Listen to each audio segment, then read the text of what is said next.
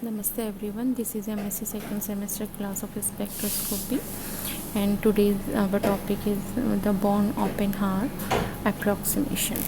The Born-Oppenheimer approximation is the assumption that the electronic motion and the nuclear motion in molecules can be separated. It leads to a molecular wave function in terms of electron position and nuclear positions. This involves the following assumptions. First of all, the electronic wave function depends upon the nuclear positions but not upon their velocities. For example, the nuclear motion is so much slower than electron motion that they can be considered to be fixed. Second one is the nuclear motion sees a smeared out potential from the speedy electrons. We know that if a Hamilton is separable into two or more terms, then the total wave functions are product of the individual wave functions of the separated Hamiltonian terms, and the total wave values are sums of individual wave values of the separated Hamiltonian terms. So consider, for example, a Hamiltonian which is separable into two terms, one involving coordinate q1 and the other involving coordinate q2. So h is equal to h1 q1 plus h2 q2, with the overall Schrodinger equation being s psi q1 q2 is equals to e psi q1 q2.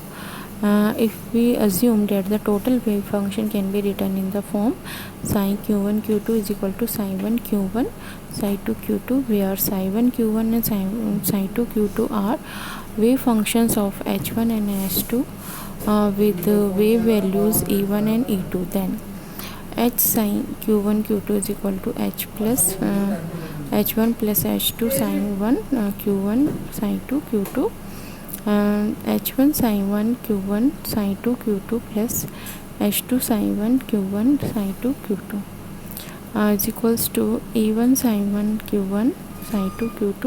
So finally we get e psi q1 q2. Thus the wave functions of h are product of the wave functions of h1 and h2, and the wave values are the sums of wave values of h1 and h2.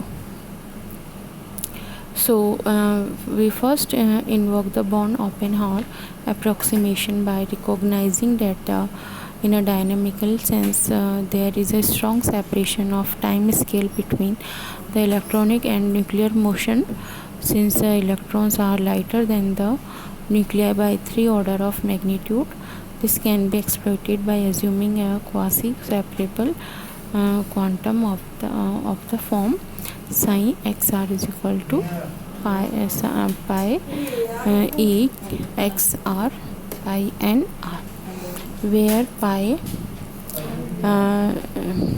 nr is a nuclear wave function and pi xr is an electronic wave function that depends parametrically on the nuclear positions. So if we look again the Hamiltonian, we would notice right away that the term Vcn would prevent us from applying this separation of variables. The Born-Oppenheimer is based on the fact that nuclei are several thousand times heavier than electrons. The proton itself is approximately 2000 times more massive than an electron. In a dynamical sense, the electrons can be regarded as particles that follows the nuclear motion, meaning that they are dragged along with the nuclei without requiring a finite relaxation time.